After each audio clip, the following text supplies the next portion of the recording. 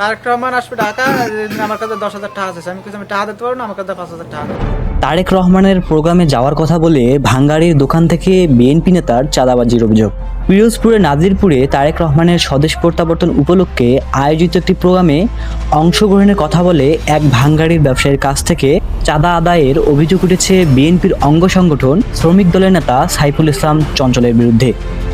অভিযোগে বলা হয়েছে, নাজিরপুর পাতিলাখালী গ্রামের লুৎফর শেখের ছেলে উপজেলা শ্রমিক দলের নেতা সাইফুল ইসলাম চঞ্চল স্থানীয় ভাঙ্গাড়ির দোকানে গিয়ে তারেক রহমানের প্রোগ্রামে লোক পাঠানোর কথা বলে জোরপূর্বক টাকা আদায়ের চেষ্টা করেন। প্রথমে 10,000 টাকা চাওয়া হয়। ভুক্তভোগী ভাঙ্গাড়ি ব্যবসায়ী লোকমান 10,000 টাকা দিতে অস্বীকার করলে চাপের মুখে 5,000 টাকা দিতে বাধ্য হয়েছেন।